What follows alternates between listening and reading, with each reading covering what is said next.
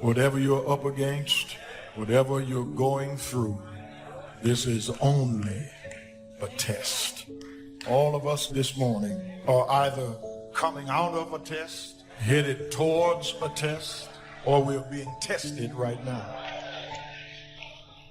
But the good news is it's only a test.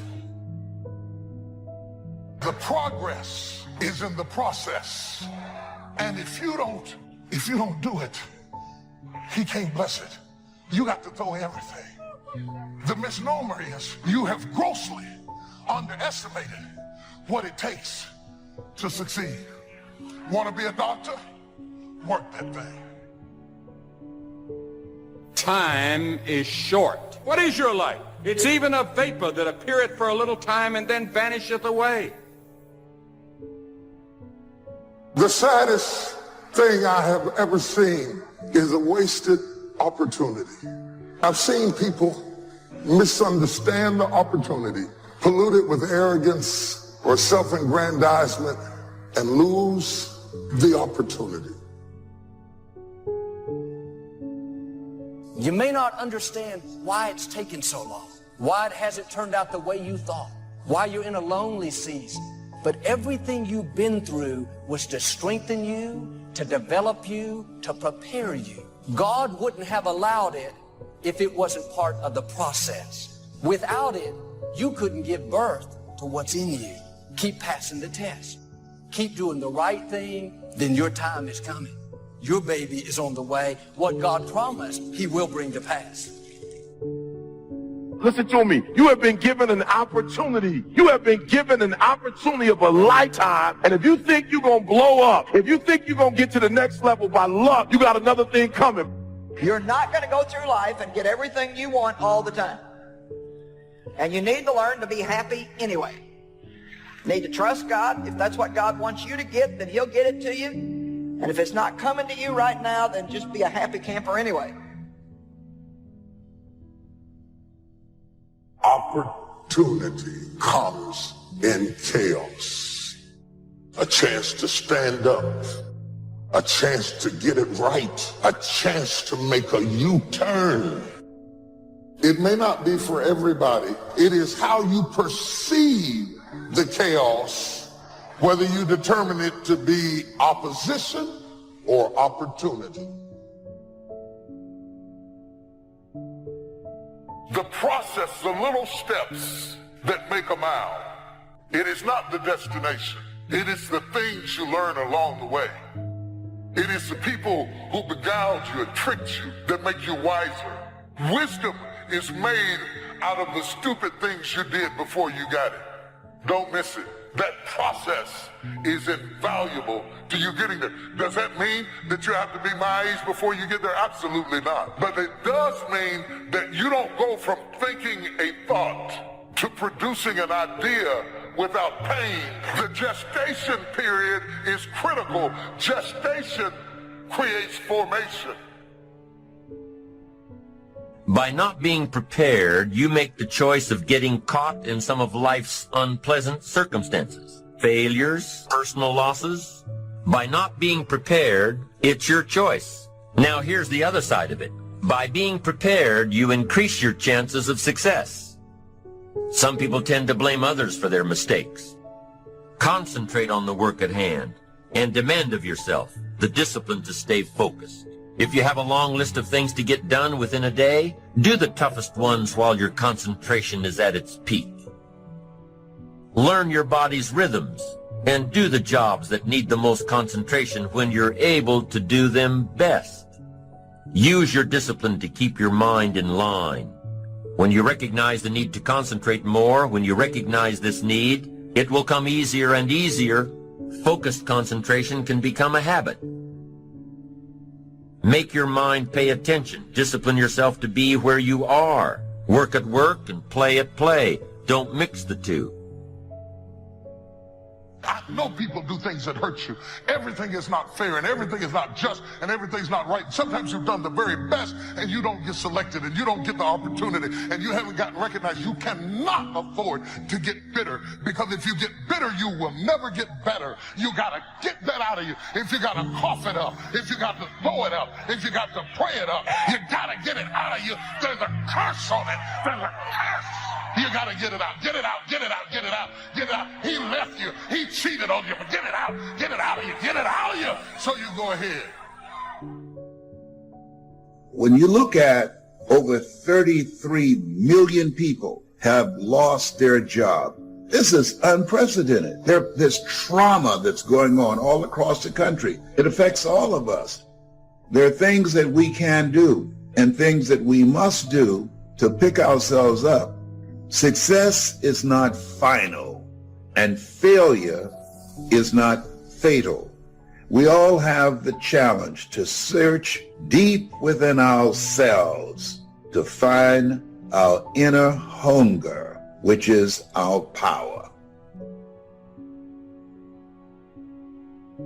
That's the character test. It's like, what do you do with messages of error? And that's a tricky issue. Okay, so here's a solution to that.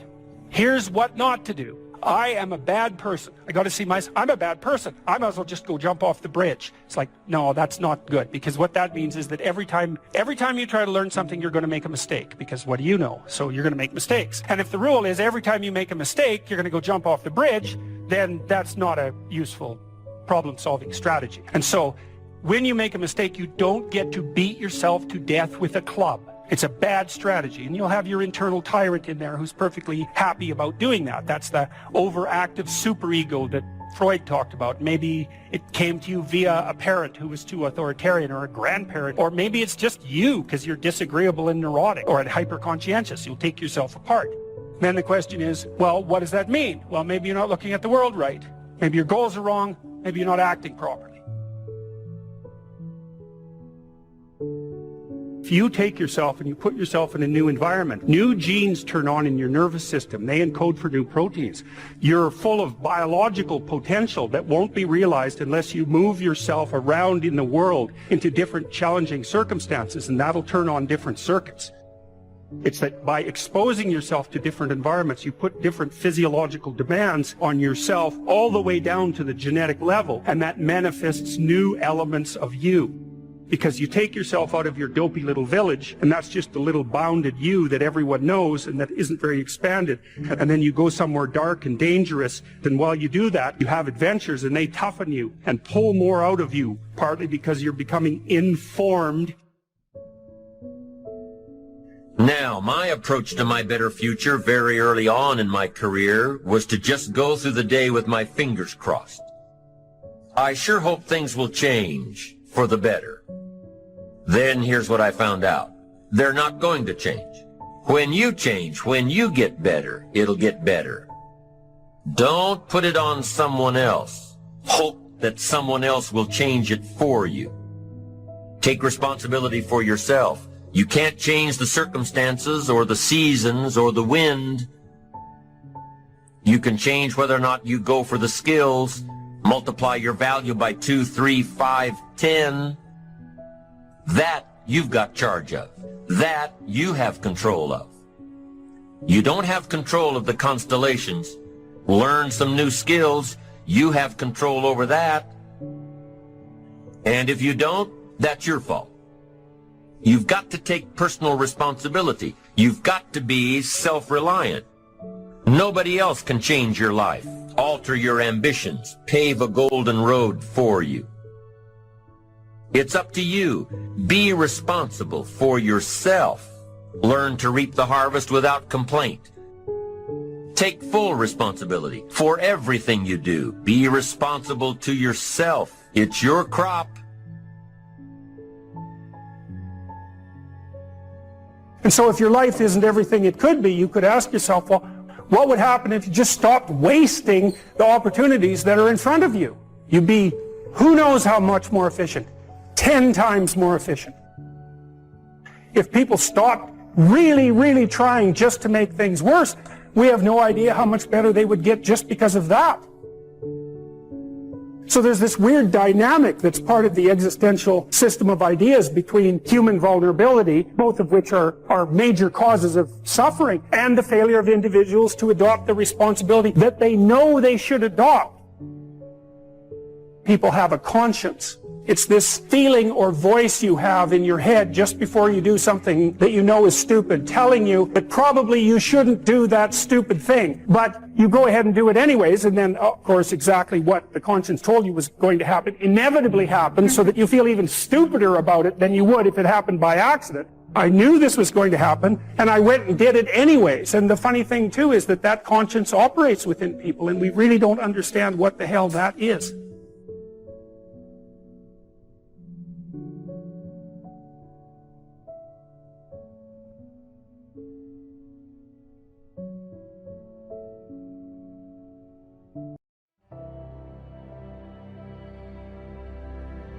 I remember when I was stuck in anger for a long time, when I made a commitment to my adopted mother that I was going to purchase her a home. I'll never forget the experience of working real hard to get the money for the down payment. Someone had told me of a beautiful home in an exclusive area of Miami. Went to see it, took my mother there, and she said, yes, I want it. It was on the water. We went to the closing. My attorney said, Les, have you had a title search? I said, what's a title search? Well, we just take a couple of days to check it out and make sure there are no liens against the property that you might have to pay if you buy this home. The guy who was there selling me the house, he said, listen, he said, the only reason that I'm selling you this house and selling it at a loss is because I admire the fact that you want to purchase this house for your mother.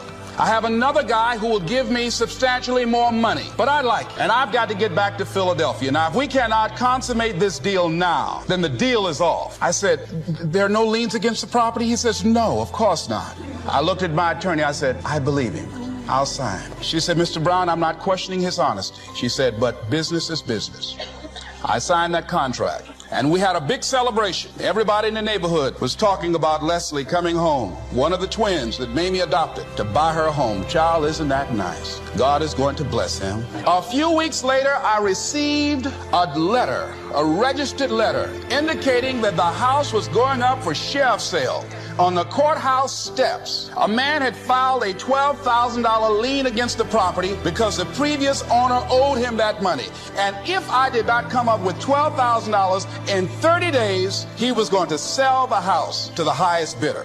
I called this man and said, mister, my name is Les Brown. I purchased this house. I had nothing to do with your prior bill. He said, that's not my problem. He said, you should have had a title search. I said, can you give me time? I said, my mother is an older lady. She has a bad heart. And I said, please. I said, if you just give me the time, I don't know how I'm going to do it with the house note and everything else, but I think I can pay you at least $2,000 a month, and within 6 months, somehow I will pay you your money. He said, no, I want it all in 30 days or you get out. I did everything I could, racked my mind thinking about how I could get $12,000 because I took everything I could to get the money just for the down payment and the closing. I finally had to face the reality that I wasn't going to be able to do it. I was up around 2 o'clock in the morning, walking back and forth, thinking, how was I going to tell my mother this? My children were there in the room sleeping all night long. I agonized over this. I lost over 23 pounds. Pretty soon I went in the room where my mother was sleeping, and I said, Mama, I got down on my knees by the bed. I said, Mama, I got to talk to you. And she said, what's wrong? I said, Mama, I said, we got to get out the house. I said, in my haste to buy the house, I made a mistake. She said, that's all right, baby. I didn't like this house anyhow.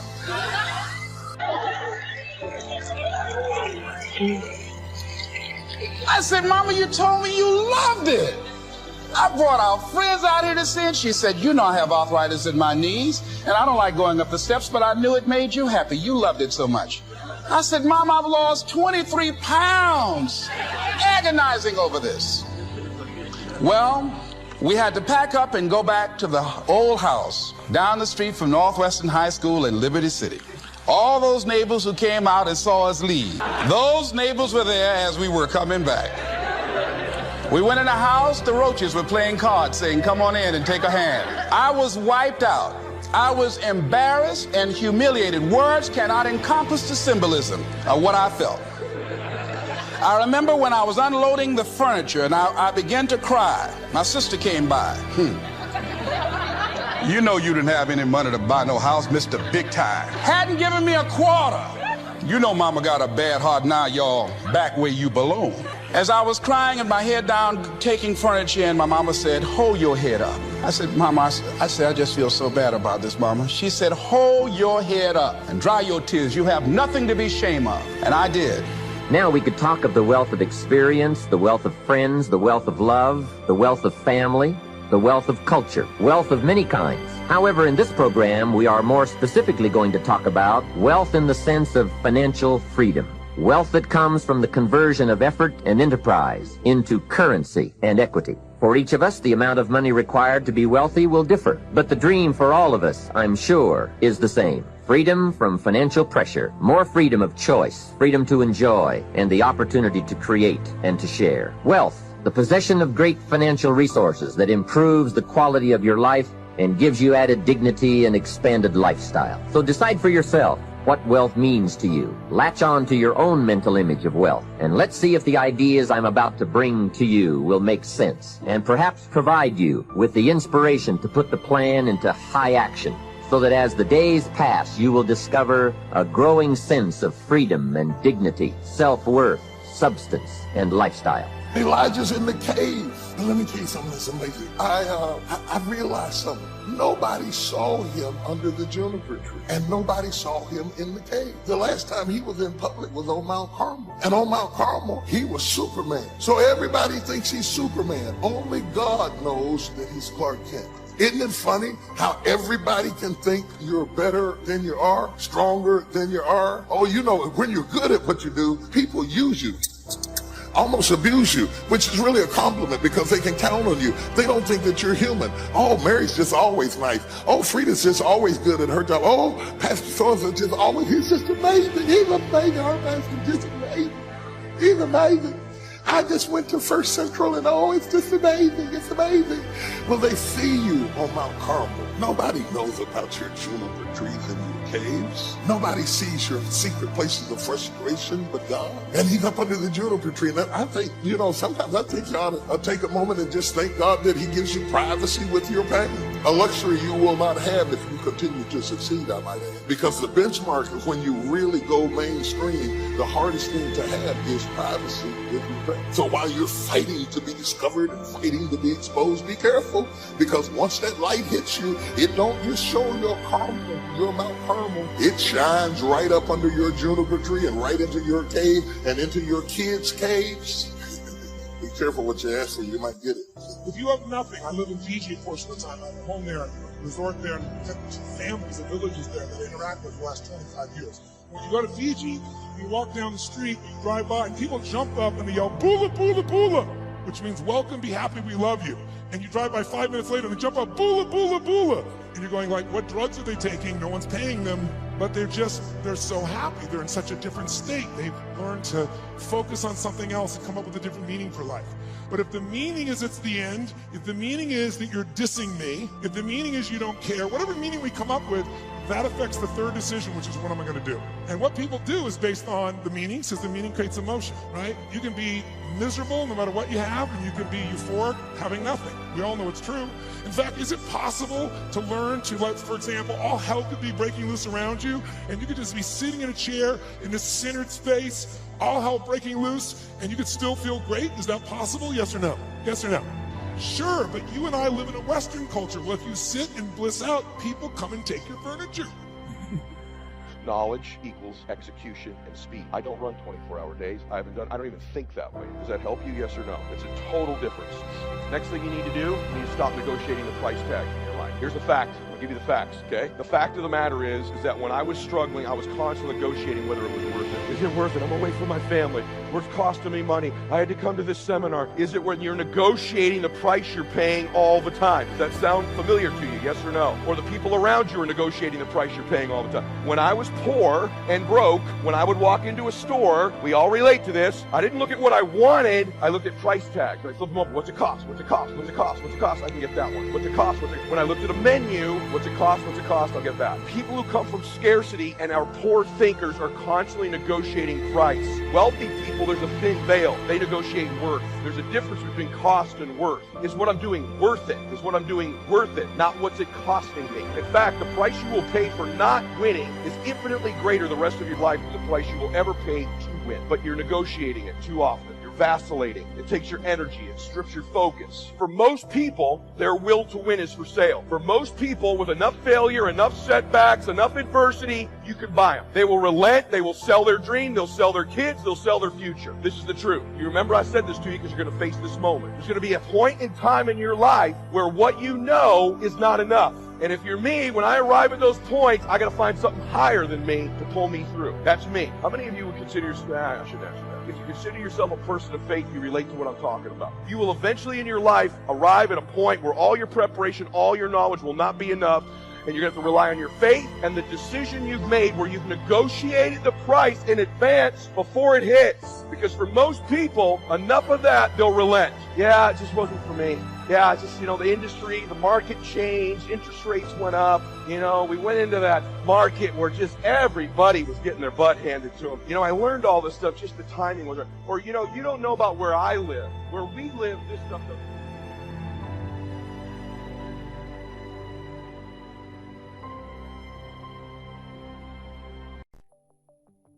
Here's how to really cash in on this year. Number one, get serious. Life is serious. We call it life or death. Somebody asked me one time if I had a good description of life. I said, yes, I think I've got a good one. Life is the struggle to keep death at a respectable distance. Right? Death seems to want to move in prematurely. If you want to live a good, long, flourishing life, you got to push back. You can't just give in. You got to push back. And we're dealing with some serious matters here. So we can't just, tell the latest 10 jokes and just go home. We're not here to entertain. We're here to instruct. We're here to grow. We're here to learn. We're here to get the best we possibly can. Serious. Life is serious. The future's serious. One ancient novelist said, these are the best of times and these are the worst of times. And for some of those who came across this platform at the extravaganza, $1 million a year incomes, for them, it's the best of times. But I want you to know that while they're getting the diamonds and the millions, there are a lot of people around the world, for them, it is the worst of times. The best of times and the worst of times. That's called serious, man. How come such a difference from those who can reach such incredible heights and those who haven't yet found the answers for their life, their health, and their future? We just have to ponder that and let that give us a note of seriousness, a note of seriousness. It's serious whether you win or lose. It's serious whether you succeed or fail. It's serious whether you've got a good future carved out for yourself or you do not. These are serious matters. Matters of the heart are serious. Matters of income are serious. Matters of supporting your family, serious. Are you serious? Why? We got a serious matter here to discuss. We haven't come with the latest 10 stories. We've come with a serious matter. And I want you to take on that serious tone. You've got some serious products that answer a serious need out there in the marketplace. And I'm asking you to take it serious. Take your own future serious. What you can do for your family, take it serious. So here's number 2, get smart. That's what these journals are for. That's what pad and pencil's for. That's what taking notes is for. See if you can't increase your ability to comprehend ideas, information that can be life-transforming. Don't miss the opportunity to learn. Take a good key phrase home, use it in your training. Don't be lazy in learning. Don't be casual in learning. Get smart. Here's a couple of parts to it. Number 1, your own personal experience. Right? If you've had a bad week, just sit down and ponder that for a while. Study it. See if you can't pick up some ideas from a poor week and then make a better week. Okay? Learn from your own experiences. One way to learn to do it right is do it wrong. And you know, that's one way to learn to do it right. Do it wrong. Now the key is don't let it take too long. If you've done it wrong for a year, we suggest that's long enough. You don't need another year just to prove a point. No, 1 year is enough. Learn from your own experience, right? The possibility for life change starts with education. Don't be lazy in learning. Don't be lazy in picking up the ideas. Don't be lazy in learning from your own experience. Learning is the beginning of wealth. Learning is the beginning of life change. Some people want to start with motivation. You don't start with motivation. So is it just motivate this guy, he'll be all right? The answer is no, probably not. If a guy's an idiot, motivate him. Now you got a motivated idiot. So education, get smart. Don't miss the training class. You say, well, I've already been to one of those classes. I've already heard it. Got a good phrase for you to take home. That's no sign you got it. Just because you've listened to those millionaire tapes one time is no sign you've got it. I'm asking you to listen to them over and over and over. I'm asking you to dedicate yourself to a new level of learning. Study, learn, grow, change, develop. Never let it be said you didn't learn. Right? If you want to solve your problems, you got to learn. If you want to take advantage of an opportunity, you got to learn. Here's number 3. Get going. You got to get going. You got to take action. The disciplines is the miracle process. And here's how to get the miracle of your future going as far as disciplines are concerned. Number 1, do what you can. You might go home and set a whole new pace for yourself. And we call it cleaning up neglect. Should walk around the block, could walk around the block for your good health. Don't walk around the block. See, you're on the wrong track. Should read, could read, don't read, on the wrong track. Should call, could call, don't call, on the wrong track. Could change, should change, don't change. You're on the wrong track. Letters you haven't written, conversations you haven't had with your family, somebody you should sit down with when you get back home, get that job done. Don't let neglect destroy your days, destroy your life, and destroy your future. Go back and do what you can. And if you'll do what you can, then life will give you some extraordinary things to do. We all pity the man, right? Wants to stride out of his house, go straighten out the corporation, has not yet straightened out his garage. You got to take care of the small disciplines before life will give you a chance to handle the more complicated disciplines. Do not disregard the smallest of disciplines. Let us not neglect. Do not neglect the smallest of disciplines and build on that foundation, and you can have everything you could possibly want. Okay? Get going. Here's number 4. Get better. There isn't any of us that can't get better. So turn on this whole idea of personal development and personal growth. That was what my teacher shared with me that changed my life. I'm telling you, for things to get better, you got to get better. Don't ask for it to change out there. Ask for you to change here. Don't ask for a more favorable wind. We call that naive. Don't ask for better seed, better soil. This is the only planet you got. Just ask that you can get wiser and stronger and better, be able to take care of your own responsibilities. Get better. Just make a list of that trio of words. Wiser, stronger, better. Go home smarter than you came. Go home with more ideas than you came. Next, get stronger. You can develop the muscle. You can develop the courage muscle. You can develop the inspiration muscle. You can develop the dedication muscle. You can get stronger. There isn't anybody here that can't get stronger. Next time we see you, may not even recognize you. How strong you're going to be able to become in language, style, personality, the ability to cope, the ability to handle with anything that happens, no matter what happens. And the third one is get better. We can all get better. I've gotten better.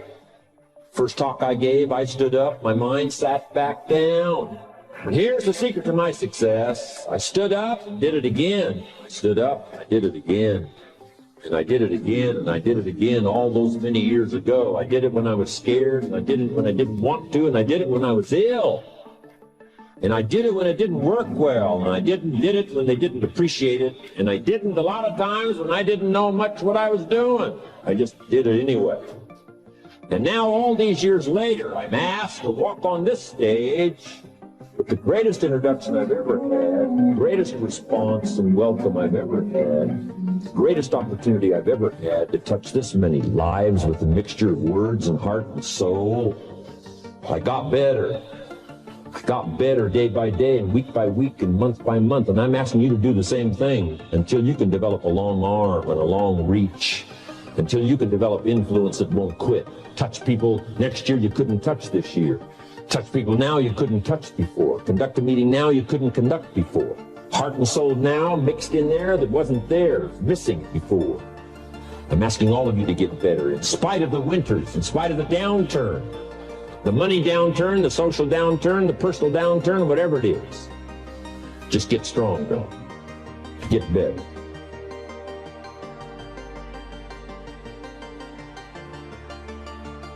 Here's the definition of success and failure. Just make this note. Here's failure. A few errors in judgment. Repeated every day. I'm with my father. I think I told this story the last time I was here. My father, 88 years old, he's never been ill, still hasn't retired. Not long ago, midnight, we're getting ready to go to bed. We've drilled a new well, got some extra water, got some more acres going. He's all excited. At midnight, we're getting ready to go to bed. My father's eating what he calls his midnight snack. A little bite to eat before you go to bed. Don't have to go to bed hungry. And I'm watching him eat this midnight snack. Guess what he had? An apple, a few graham crackers, and a glass of grapefruit juice. I said, no wonder my father's so healthy. My mom taught us all those good health practices. Taught me when I'm growing up, right? I'm an only child. I've never been ill. Passed the big 5-0 some time ago. My two daughters, 32, 33, never been ill. My grandkids, never been ill. I'm telling you, the legacy lingers on. As I watched my father have this midnight snack, suddenly it occurred to me. An apple a day keeps the doctor away. Good question for this intelligent audience. What if that's true? You say, well, Mr. Rohn, if that's true, that would be easy to do. Then what's the problem? It's easy not to do. It's easy not to adopt it as your own personal philosophy. Or the guy messed up the saying. Guy says a Hershey bar a day. Say, no. No. You've been watching too much television. It is not Hershey bar. You gotta be smarter in philosophy than to fall for the Hershey bar a day when it's an apple a day. You gotta be smarter than that.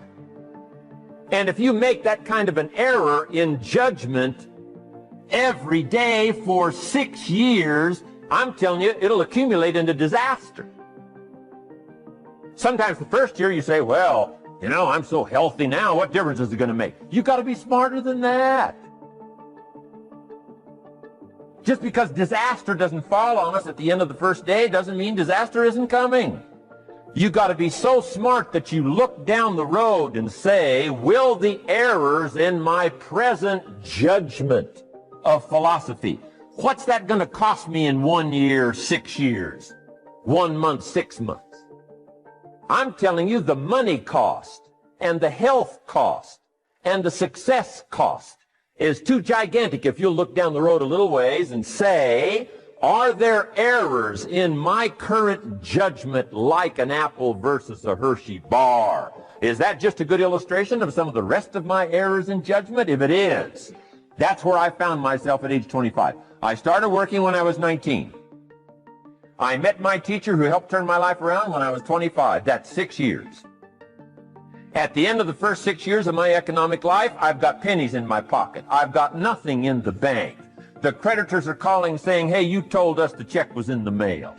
I'm embarrassed. I'm behind on my promises. I live in America. I'm 25-year-old American male. I got a nice family, every reason to do well. And I'm messed up. Now, what's messed up? I used to think it was the community that was messed up, and the country was messed up, and the government was messed up. If those Democrats ever get in the White House, that'll really mess things up.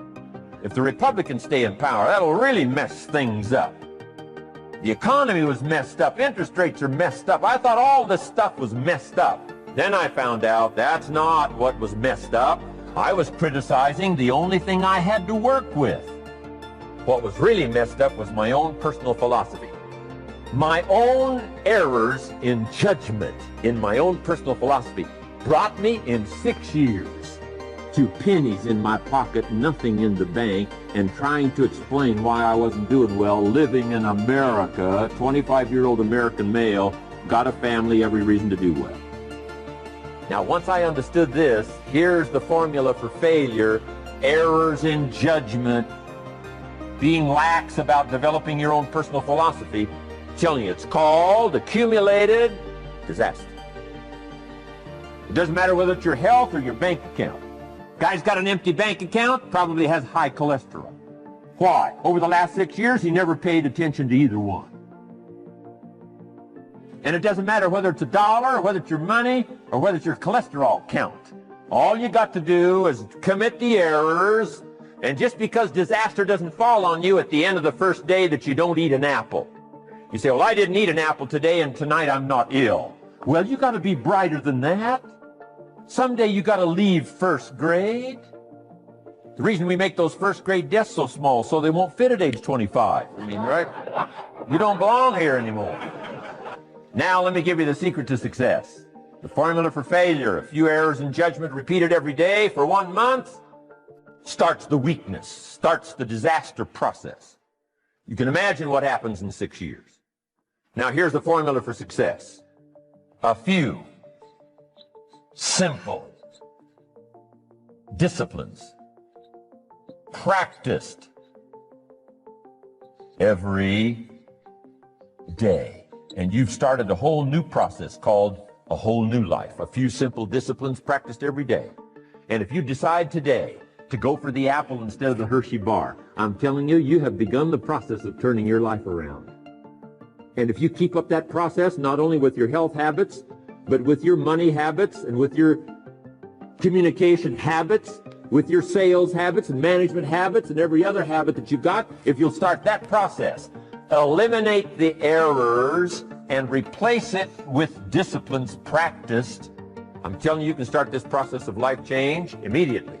After today, you don't ever have to be the same again. Only by choice. You don't have to walk out of here the same as you walked in today. Only by choice. You can start a whole new process. And you say, well, Mr. Rohn, is it that simple? Yes, it's that simple. Where else would you start but with an apple? You don't have to start with something staggering. What if you should be walking around the block for your good health and you don't? What'll that do in 6 years? I'm telling you, the word is disaster. You could and you should and you don't. Here's an even stronger word.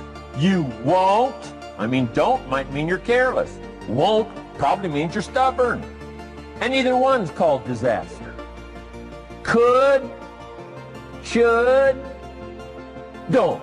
I'm telling you, that's why at the end of 6 years, I found myself with pennies in my pocket, nothing in the bank, creditors calling. Could, should, won't.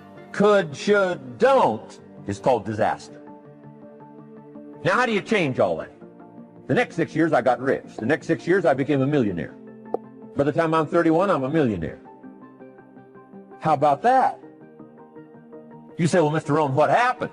Well, strangely enough, during that second 6 years of my economic life, the government was about the same. I'm telling you, taxes were about the same. My negative relatives were the same. I'm telling you, the economy was about the same, and prices were about the same, and everything else was about the same. Circumstances were about the same. Then how come I got rich? How come I totally changed my life? I was not the same. Somebody says, well, what did you go to work on to do all that? I started with my philosophy. I started amending my errors by doing some better thinking, changing my mind, coming up with ideas that I didn't have before I met my teacher. And once that whole process started for me, I'm telling you, I changed my whole life. Within a 6-year period, I was never the same. And I've kept up that process all these years. One of the reasons why I'm here is to continue my craft. I don't want the day to come someday somebody says, you should have heard Jim Rohn 10 years ago when he was really terrific. Guess what I want people to say? I heard him 10 years ago, but you should hear him now. I'm telling you the man works on his craft. I'm telling you the man's done some extra reading. I'm telling you the man doesn't miss a trick. I'm telling you he's worked hard on himself. That's why he's able to deliver like he does. The same thing can happen for you as a teenager. It can happen to you as a mother, as a father, as a business person, as a salesperson, running a business. Doesn't matter. Management, wherever you find yourself. This is the process called personal change. And what I say to start with is start with your own philosophy. Your philosophy is going to determine whether or not you go for the disciplines or continue the errors that's called potential disaster. And everybody has it within their power. Well, it was so happy for me to find out at age 25, Mr. Shoaff said, Mr. Rohn, you don't have to change countries, but you do have to change philosophy. And if you'll change philosophy, not country, you can turn around your income, you can turn around your bank account, you can turn around your skills, you can become capable, powerful, sophisticated, healthy, influential, all the other equities that you could possibly want out of your life. You don't have to ask for another planet. You don't have to ask for another country. Just ask for another book. Ask for another seminar. Ask for another idea. And you can start this whole process of personal life change.